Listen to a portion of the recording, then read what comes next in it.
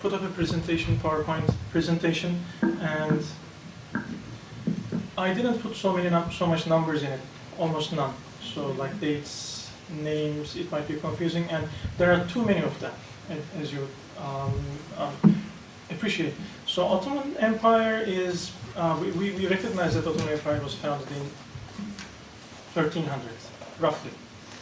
Some say 1299, some say 1302, and it ends when, we don't know this exactly. There are, somebody says it ended at the end of the First World War, like when Istanbul was under Allied occupation, British occupation.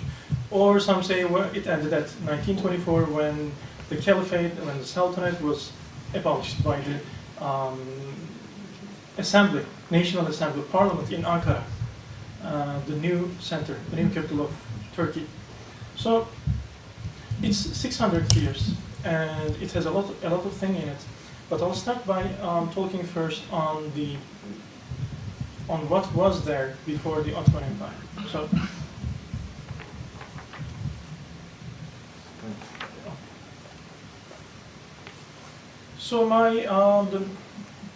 these are the sort of the contents of my presentation for today, and I will first, as I said, talk about the history, and then I will talk about the state's administrative structure and economy, and then we will talk again about religion and culture, learning, scholarship. The last will be Ottoman arts and architecture.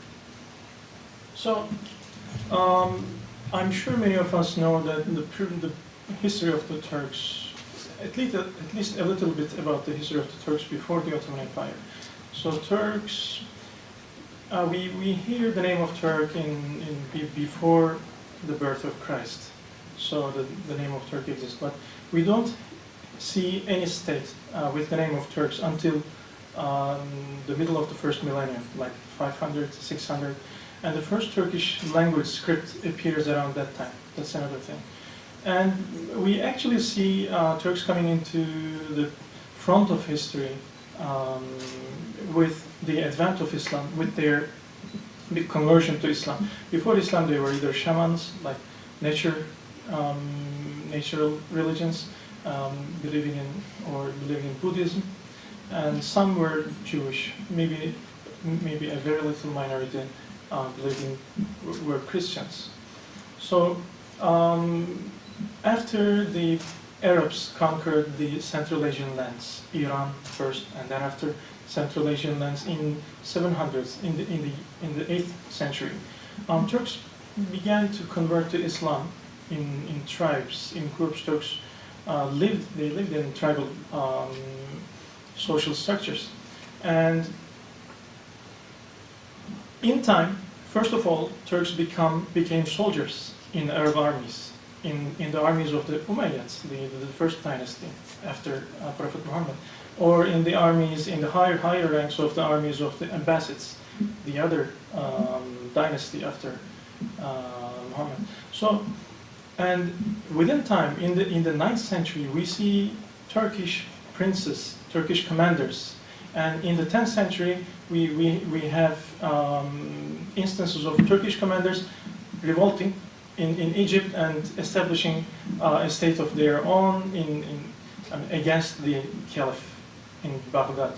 So these are rare instances, but until the beginning of the second millennium, we don't have a real, a remarkable formation of Turkish state. Because we have the Seljuks in the beginning of the 11th century, so it is the prior Turkish political formations are not comparable to Seljuks in terms of organization, sophistication, and such.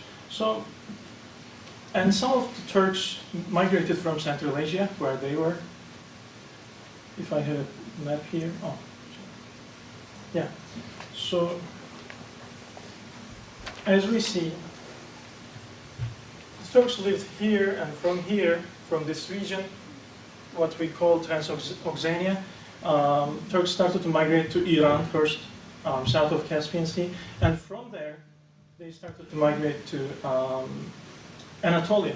Do we have a pointer? or something that I can.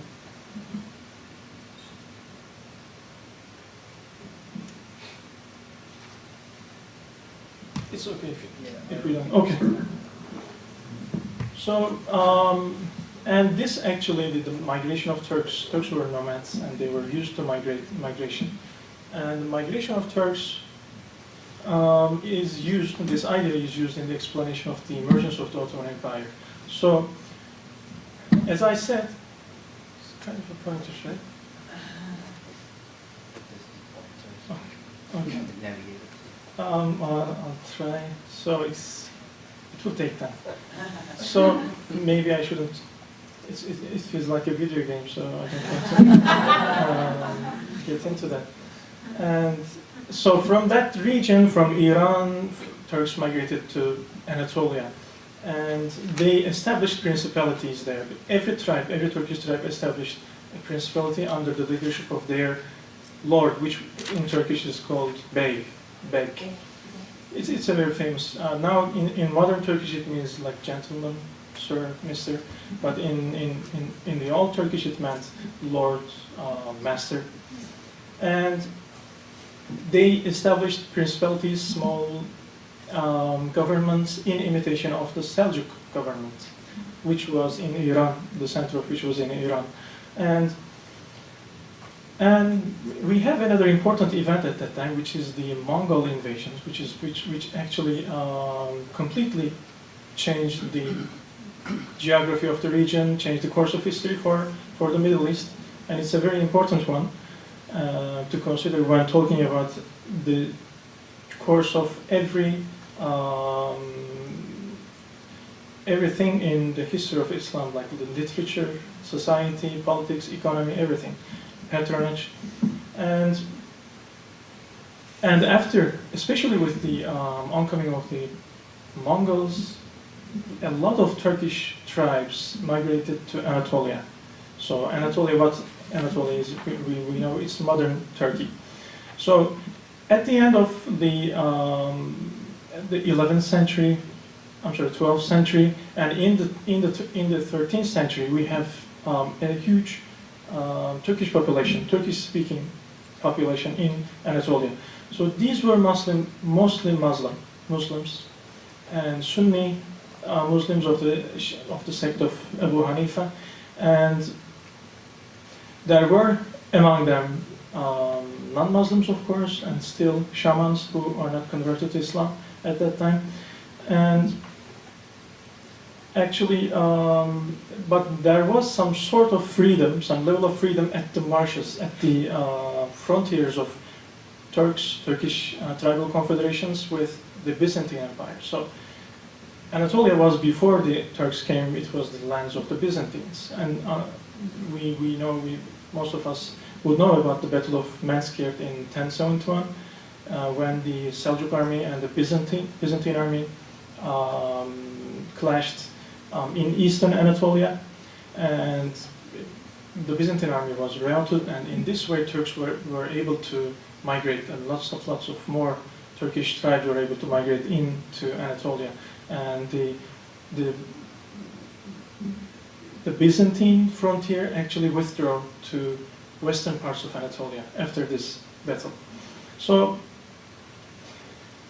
and as I said, at the borders of the Turkish tribes, tribal principalities, and the Byzantine Empire, there were this frontier region where Muslims and Christians lived together, and there were this part of the history is very interesting in Ottoman history, and it is this part that gave way to brought about the Ottoman Empire, the foundation of the Ottoman Empire. So there were a great amount of conversion to Islam from the side of the Byzantines, from the Greeks to Islam, and they in time Turkified, became Turks, like started to speak in Turkish, and their children spoke Turkish, and there were stories of local rulers, local Byzantine rulers, joining the ranks of the Turkish princes as commanders, as advisors, and such. And this is very, as I said, the frontier region. There's a level of freedom from the political control of the central lands, Mongols at that time, and they were not sometimes paying taxes. They were not recognizing the Mongol ruler as their suzerain, and then as their superiors. And again, there were lots of Sufi orders here in the process, both in settlement, in colonization, and also active in conversion, in missionary activities. The popular Sufi orders at that region.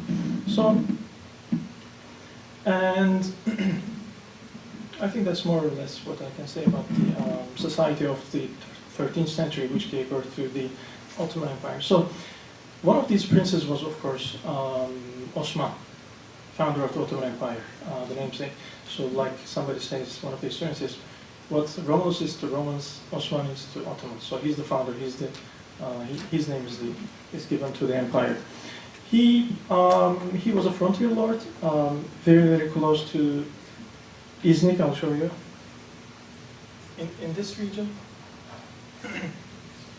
So it's the westernmost frontier of the Turkish settlements, and they were in constant clash with the local rulers under the Byzantines.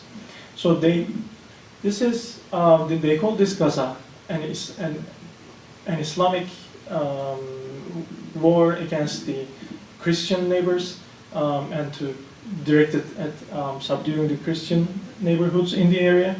And then this gave them, the Ottomans, gave them a huge legitimization in the eyes of the rest of the Turkish tribes and the rest of the Islamic world. So this is, I can tell this, I can give lots of examples to this. The Ottoman Empire until like 1500 was almost always recognized as a Ghazi state, which means somebody who is Ghazi, means somebody who is waging war in the name of faith. So, and this gave them a huge boost, huge support from the Turks. Lots of the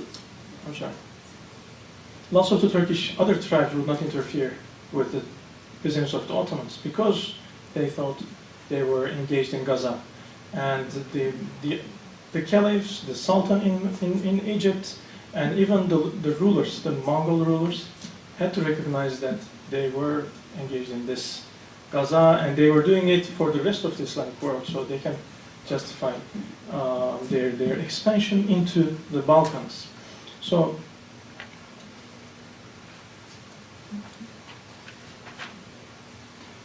we have from that time one of the most important, most famous travelers of the Islamic history, whose name is Ibn Battuta. One of the most important contemporary accounts from this period regarding the Ottoman history is his accounts, his travelogue. He came to Bursa, the capital, the seat of the Ottoman Principality at that time, and Orhan, the son of Osman, was the bey, the prince of the Ottomans. They didn't adopt the title Sultan at that time. So, and he talks about Bursa a lot, and he says he visited lots of principalities in the region, and he compares Orhan, the Ottoman prince, to the other princes.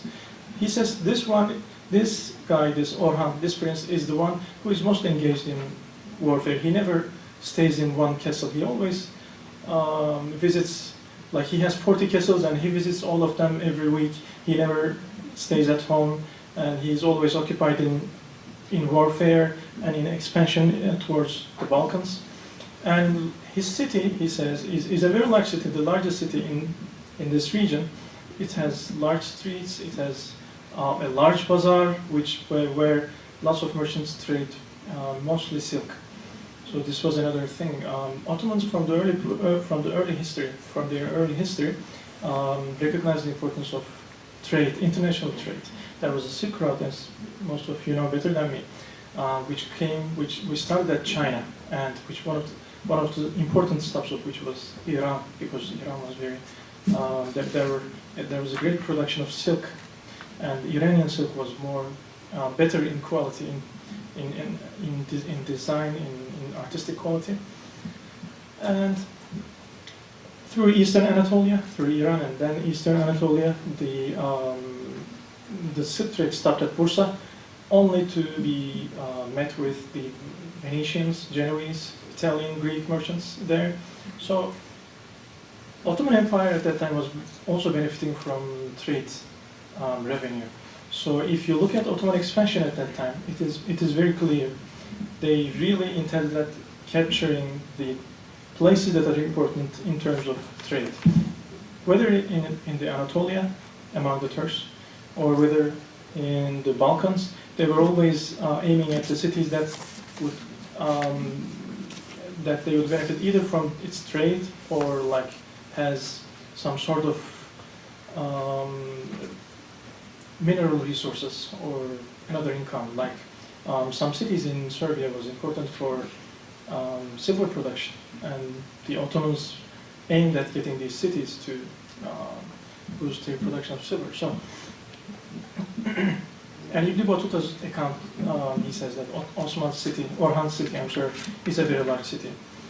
So, in Orhan's time, in his reign, the Ottomans for the first time crossed the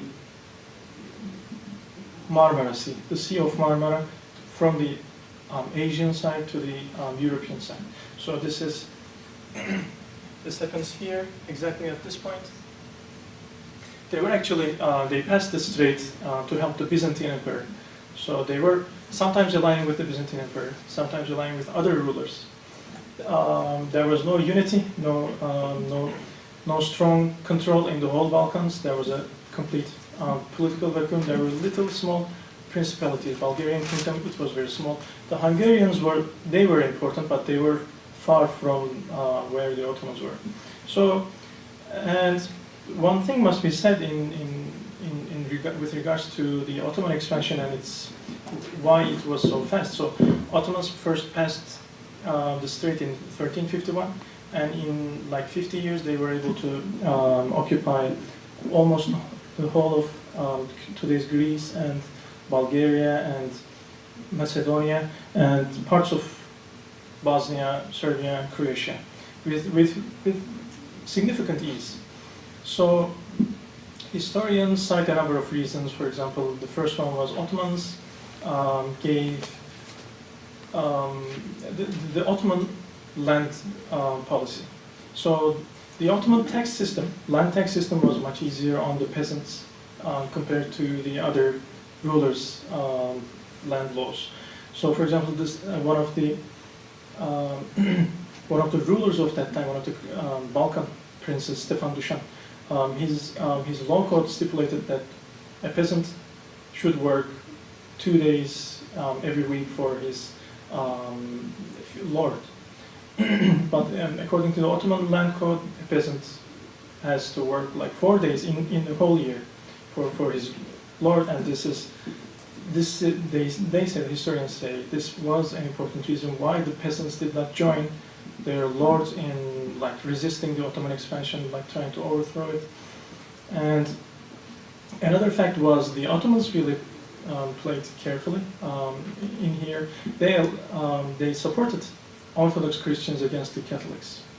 Hungarians were Catholics, and they were trying to exert their influence over the area, both in terms of religion and culture and, of course, in politics. And Ottomans were, their main rival at that time were the Hungarians. They never came into direct contact for like until the middle of the 15th century, but the Hungarians were the strong rival. And they always supported the local Orthodox population. So there's one thing maybe most of us know, but this must be made clear. So Byzantines, of course, the Roman Empire, but it has become all like a very small territory. It's no more an empire. The name is an empire, of course, but I mean the whole Byzantine Empire was limited to. So like this area, which is called Thrace, at the end of the 14th century, and they were Orthodox, and the Central Orthodox Church was in Constantinople. So there was a huge pressure on the Byzantine emperor to convert to Catholicism, so he can gain the support of Pope and the Western European states. But the local population, the Greeks, didn't like this idea. The emperor had to give in to this pressure, and he gave in a couple of instances. Emperors gave in a couple of instances, and they converted to Catholicism. They then, maybe after a short time, they rejected renounced their conversion because it didn't work. The population didn't like this, and Ottomans supported the Orthodox, and some Orthodox population said they preferred Ottomans instead of the Catholics. Catholic Genoese, Venetians, Hungarians, or Pope. So this was another important thing. And one of the most eminent historians of the Ottoman Empire says that another important reason was in the expansion, in the quick expansion of the Ottoman Empire, was the fact that the Ottomans co-opted with the local lords as much as they wanted to co-opt. They wanted to cooperate with the Ottomans. So until the year 1500, we have lots and lots of princes, commanders, rulers of cities in the Balkans who are not Muslims, not Turks, of course, who are either like Serbs, Bosnians, Croatians, Bulgarians, Greeks, but they were working under the Ottoman. They were working for the Ottoman Empire, like they were paid, salaried workers, officials of the Ottoman Empire. So this was another important factor. The transition for these people, transition from the previous state to Ottoman state was not difficult. Maybe in some cases it was easy. But of course, these people did not retain the hereditary rights because the Ottoman Empire Ottoman system did not recognize hereditary rule, like except the Sultan, there was no dynasty in the whole empire, no, and they didn't allow it. So because this was an experience from the previous Turkish experiences, Turkish state experiences, when the state was divided into the number of sons the Sultan or the ruler had on his death. So this, of course, caused like the state is being divided into 6 parts, and 6 princes trying to fight for the throne. And in most cases, the country was divided. So I think I need to be faster than that. So everything was going very good for the Ottomans. There was a quick expansion, the revenues were boosting, and they were also expanding towards the Anatolian side now. But there was an important problem, and then we have, as most of us would have heard the name Timur or Tamerlane, and Temurlenk, different names, Timur the Lame. So he was a Central Asian conqueror, and he first conquered the Central Asian Transoxania and subdued all the kingdoms, kings, princes there, and then conquered Iran and Iraq, today's Iraq, and of course at 1402 they clashed with Ottoman Empire. The Ottoman Sultan of that time clashed with Timur, and was defeated, routed army in Ankara, today's capital of Turkey. And after this, Timur divided the country in four parts among the sons of Sultan Bayezid. So we call this part, there's a 11 years of period, which is an interruption period, and when there were like sometimes 2, sometimes 3 claimants to the throne of the Ottomans, and Byzantines are supporting one of the claimants, and like Anatolian princes are supporting the other, so that the Ottomans stay divided. And they were able to overcome this in 11 years. And an interesting interesting question in this part of the Ottoman history is they were almost at the brink of annihilation, like destruction, at 1402. but they conquered Istanbul at 1453. When we look at the map of the Ottoman Empire, like 50 years after the defeat in Ankara, their borders were much more expanded, and they had overcome by that time all their difficulties. So when we come to the conquest of Islam, okay. Mehmed the Conqueror, many of us would know his name, Mehmed II, in other words. He conquered Istanbul and he made Istanbul his capital, and he quickly started in a process of rebuilding city, because when he conquered Istanbul, Istanbul was no more Constantinople, no more the Constantinople of the time of the great emperors of Rome, great emperors of Byzantium.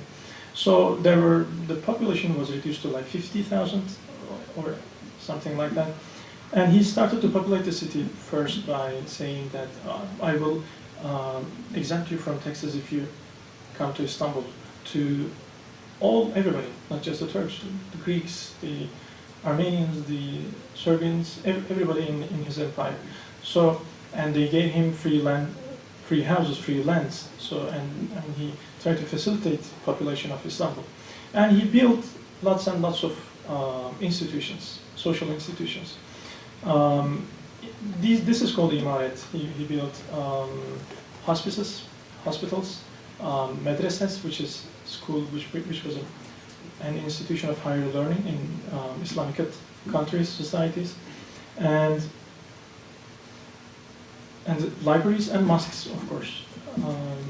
And like we know that when he came to Islam, he was a very aspiring personality. He wanted to be the Caesar, the new Caesar of Rome. He wanted to be this is how he addressed himself. He wanted to be the Shah of Iran, Shah and Caesar of Rome, and the Sultan of Islam. Greeks, Orthodox scholars would debate with the Muslim scholars in front of him about like the various aspects of their respective religions, and he invited scholars, very well-known scholars from different parts of Islamic world, and he said to his viziers that we are a great country, but we don't have enough scholars. So he built 8 madrasas, and then he built another complex. Külliye is another important word in Ottoman context.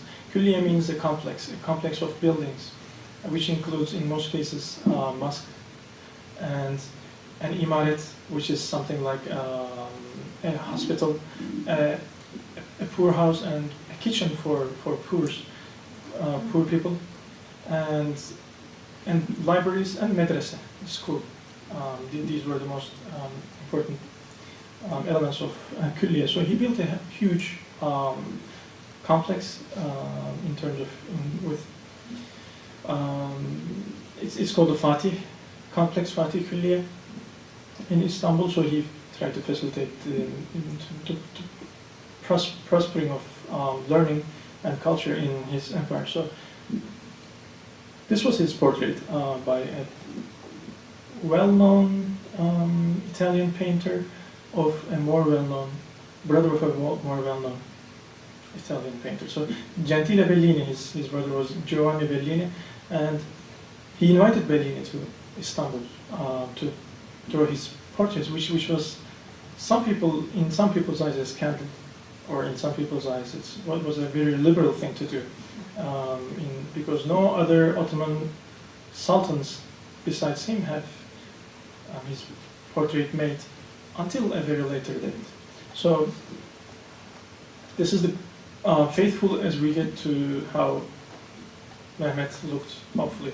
So, and he also invited other, like Leonardo da Vinci. This is another thing.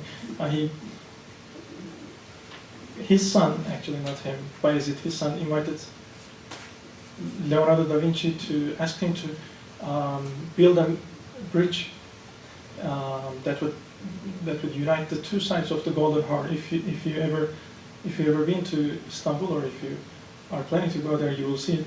and in the Golden Horn. It was not built, of course, but we have the blueprints, the sketches of Da Vinci's drawings for the map, for the bridge. So, and when we come to the end of the 15th century, 1480s, we have important developments in the Middle East. We have a new and a very important state political formation rising. Shah Ismail, this was how he was known to many people, but to some others he was known as Sufi, or to Turks as Kızılbaş, red hat. So, because they were wearing red turbans, his supporters were wearing red turbans. And he was a Shiite. He belonged to a Sufi order which was Sunni at the beginning, and in the course of political events turned out to be decided that it was better to be Shiite, and to gain the support of the local people in Eastern Anatolia, Turkmen people, Turkish people. They were mostly heterodox or Shiite, or some were not even Muslim, like kind of a heretic understanding of Islam. So, and he won their support, and he was able to capture the whole of Iran. And this is the beginning of an important era in Islamic and Iranian history. And that became a rival to the Ottoman Empire, of course, because they were neighboring and they were rival. Their ideologies, their religious ideologies were rival. The Ottomans saw the Shi'is as worse than non-Muslims, because they were undermining Islam within inside. Okay, they were pretending to be the Muslims, but actually both they were both not Muslims, and on the other hand, they were cooperating with the Christian European leaders, rulers against Ottoman Empire. This is a documented fact, of course. When the Ottomans were engaged in battle in Europe, in numerous cases, the Iranian Shahs would try to cooperate with Europeans, like Venetians in most times, against Ottomans. So, at the beginning of the 16th century, the Ottoman Empire had two important rivals in the Middle East. One of them was the Iran, Shah Ismail, the Shiite state of Shah Ismail, and the other one, of course, the Egyptians, the Mamluks, not Husni Mubarak. It was so, and if we just, I'm sorry, look at our, yeah.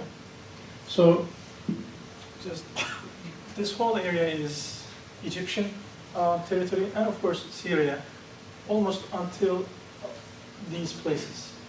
The area in yellow or green is the Mamluk regions at that time, and the Iranians were here. So Selim I, who was the Sultan at the beginning of the 16th century, decided that he should go against the Iranians, and he obtained a fatwa. Fatwa is a religious order, a religious decree from a scholar, religious scholar. You ask him something and he says, yes, this can be done according to Islam, or this cannot be done according to Islam. So he obtained a fatwa that allowed him to go against a Muslim country, so against a country that's at least claiming to be Muslim, but not in the eyes of the Ottomans. So we have the Battle of Chaldiran at 1514. You can see the Chaldiran, it's close to the border, and it's southwest of Caspian Sea. The Iranians were defeated at that war, and the Ottomans, Selim captured their capital, but he did not destroy, he was not able to destroy the Safavids, Iranians. And then, after a couple of years, he went against the Mamluks in Egypt. First there was a war there was a battle in Syria, and then the next year there was another battle close to Cairo, and in both of them the Ottomans defeated the Egyptians, and They conquered the whole Egyptian, the whole Mamluk, former Mamluk territories. So now this is an important thing in the history. It's a turning point. It's a milestone. So after this time, the Ottomans claimed to be the protector of Islamic religion, protector of Islamic domains. So there are a couple of things that are symbolic, but they are very important. Now they have the rulership, they have control over the holy places of Islam, which is Mecca and Medina, and they have the relics, holy relics. So this is another important, prestigious duty they are protecting. So they fashioned themselves. Selim I fashioned himself as not the ruler of the Holy Lands, but the protector of Holy Lands. So they did not claim explicitly to be the caliphs. There was at least a nominal caliph, a nominally caliphate going, continuing in Egypt, but not. It was not important. It was not very significant. And the Ottomans most probably did not take over caliphate, but in time, when they laid a claim to caliphate, nobody rejected, because Ottomans were the most important Sunni ruler of the Islamic world, and they were in control of the Holy Lands. Okay.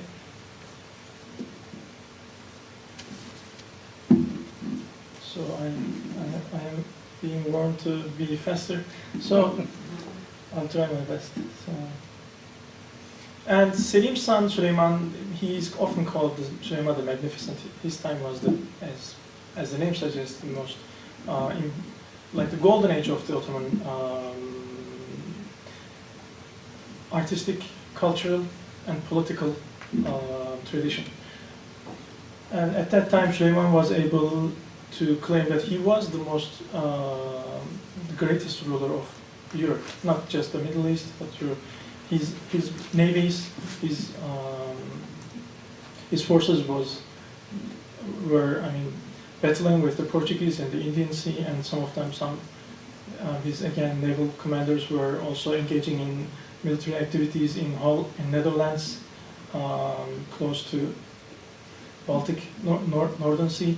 And at the same time, his armies were waging war with the Iranians, some of them in Ethiopia, in Yemen.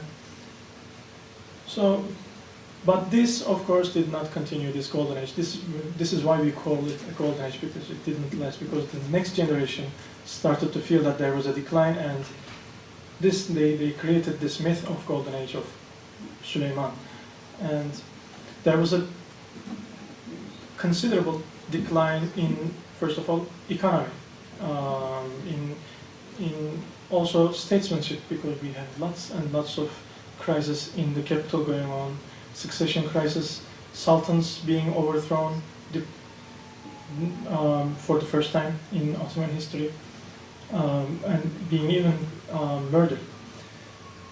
And 17th century was really a time of crisis, and an even greater crisis ended the century.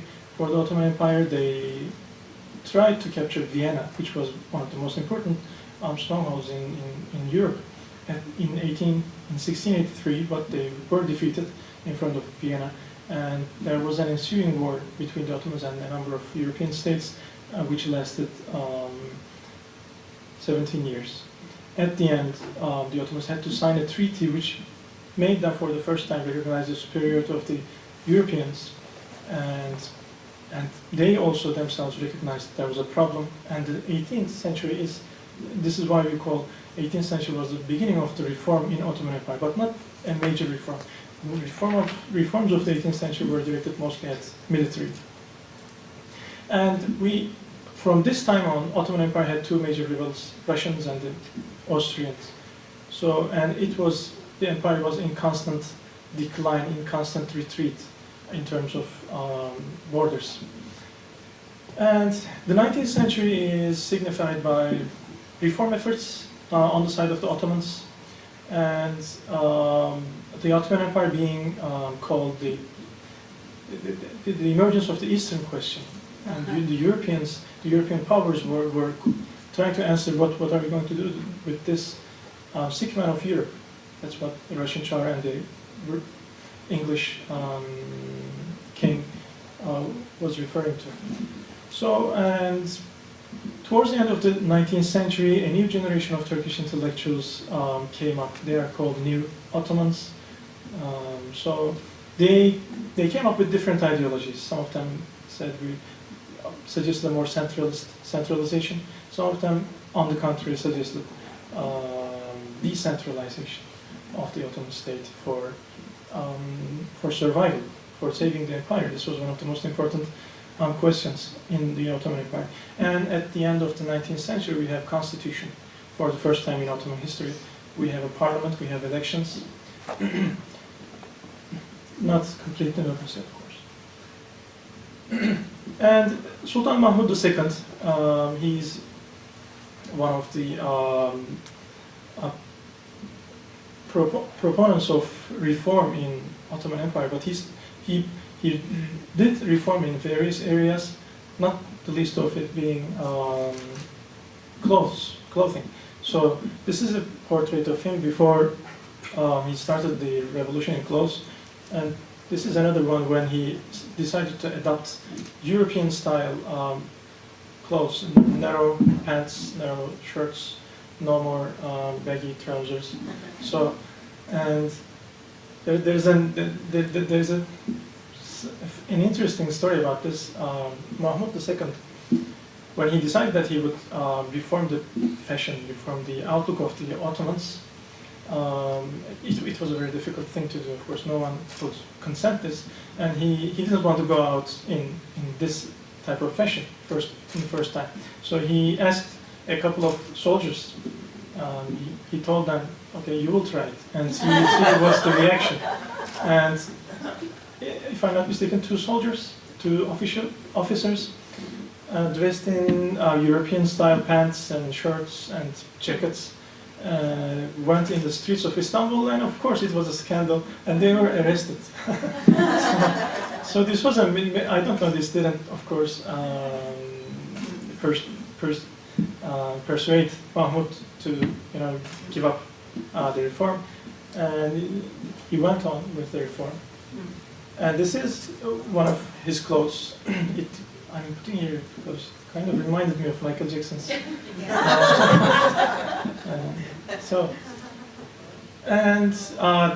The early 20th century is the end of the Ottoman history and the beginning of Turkish history. The First World War effectively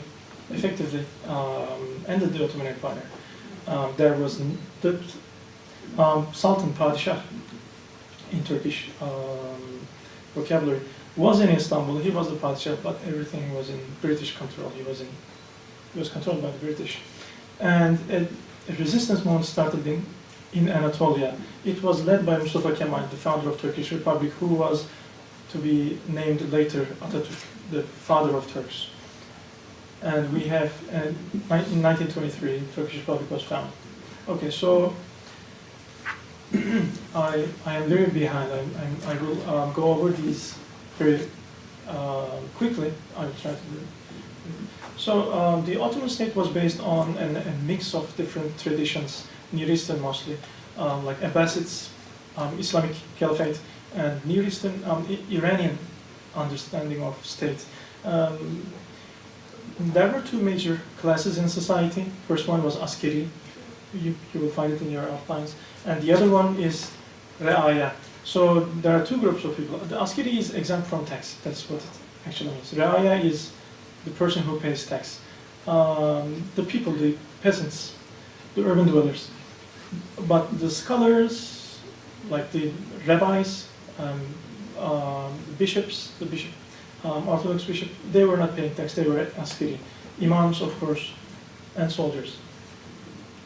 And Ottoman Empire had two different types of law.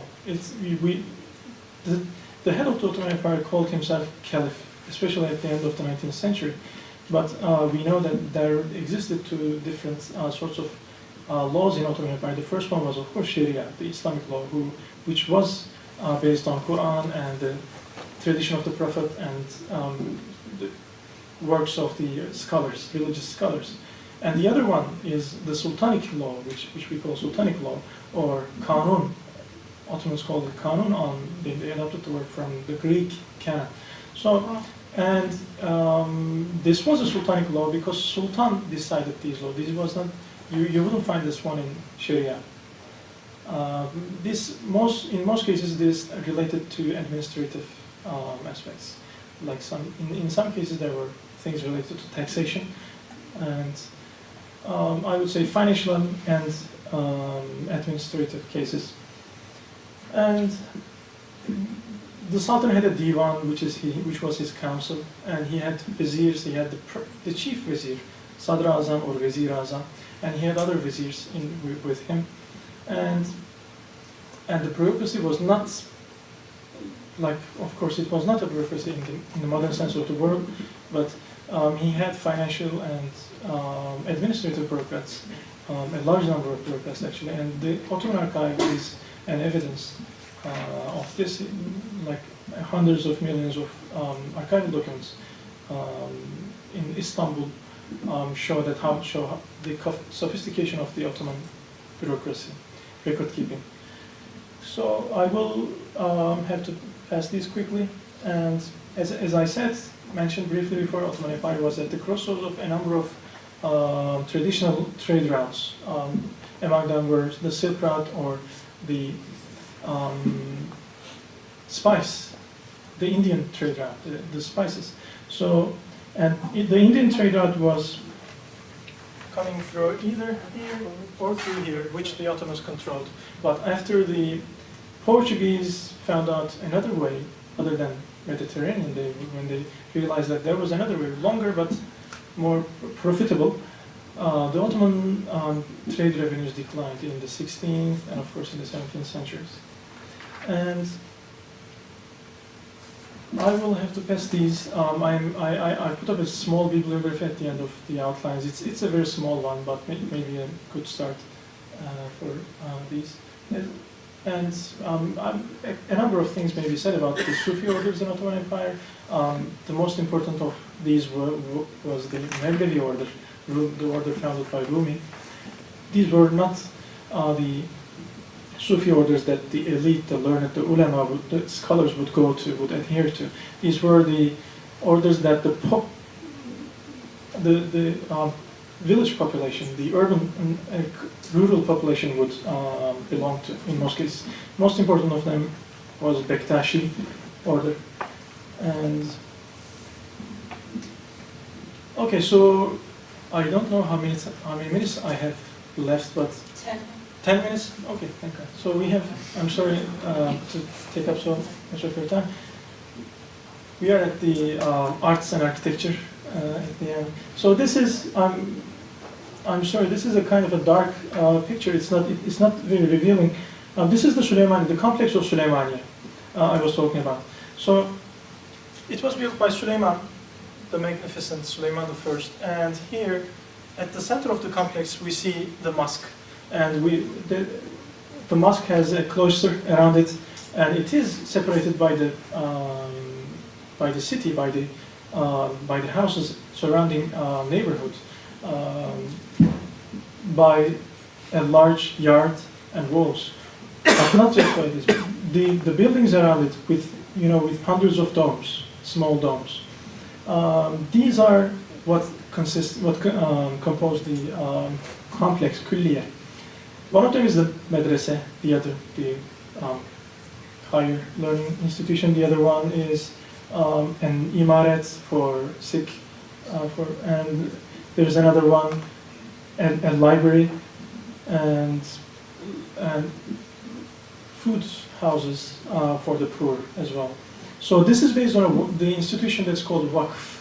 They say Ottoman arts benefited from two sources. The first one was the traditional Turkish Anatolian architecture, arts and architecture, and the other one was the Byzantine. This is very important.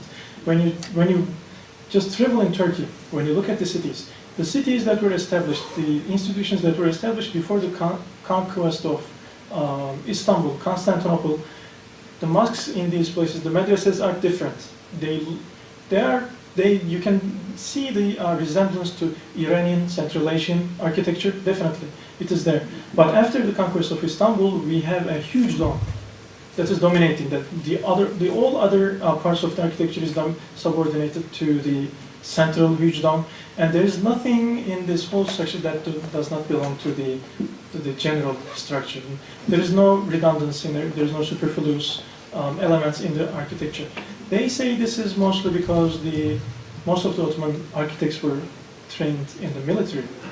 For example, the most important architect in the whole Ottoman history is Sinan, and he was a general, and he became an architect at the age of 40.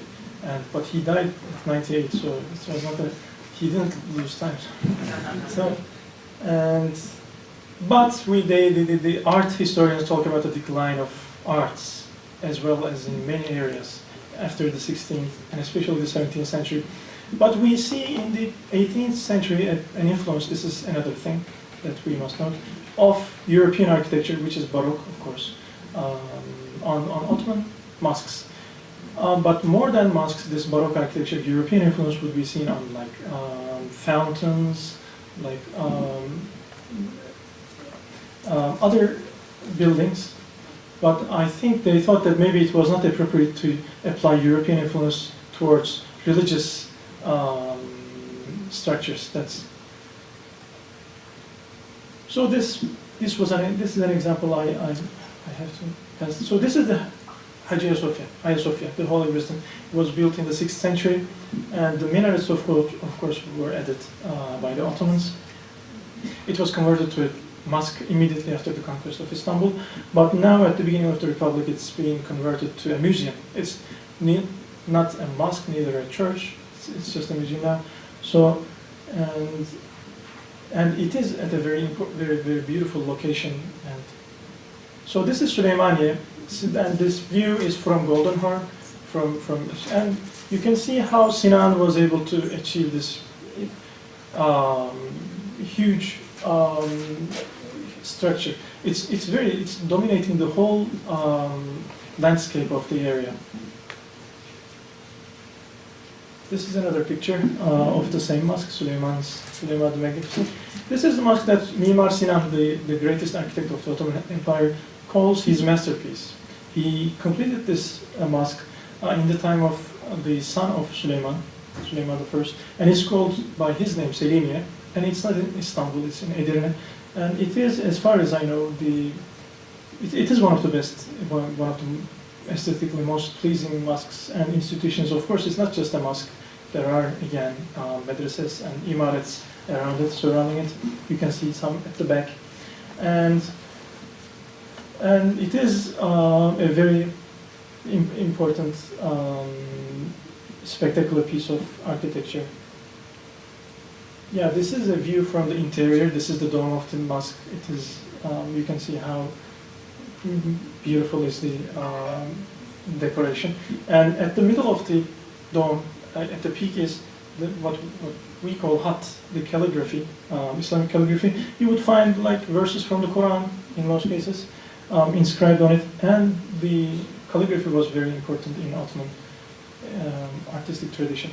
So again, this is another picture which you can see how a huge central dome dominates the whole structure. This is the greatest example of this. They say the domicile. I forgot the word. So the domes constructing Islamic tradition, and the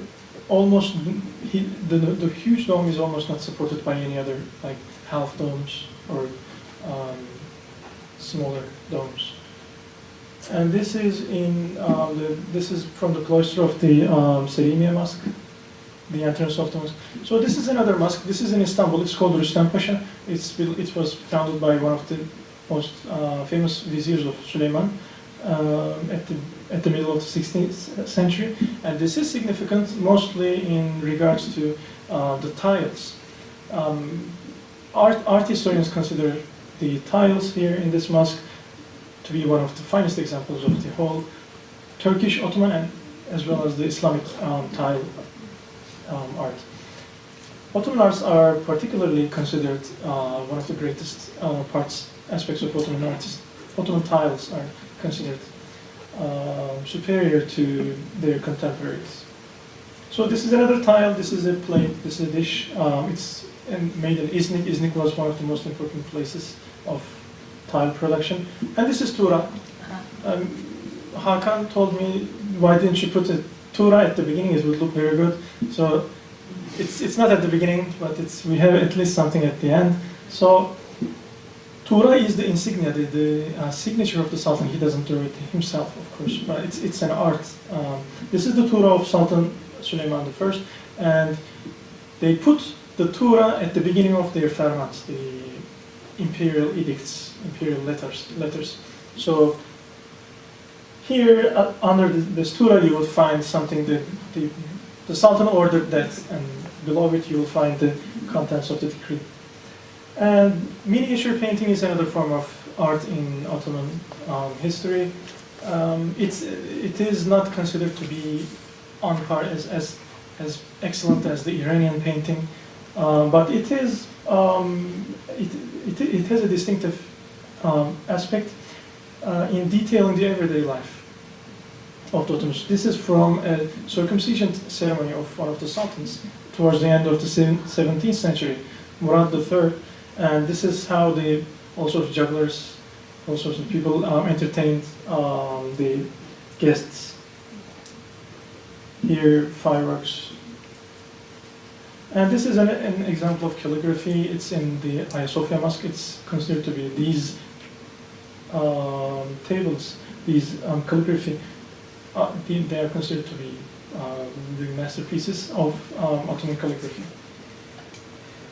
And we of course should not forget about Ebru, which is a Turkish, we can say a Turkish, mostly a Turkish Ottoman type of art. It's paper marbling. It's done on paper, and we have here in Chicago very good artists of Ebru. Hakan, do we have an Ebru example with us in the office? Okay, we will show it. During lunch. Yeah, during lunch. So this was the end of my presentation. Sorry for taking so long.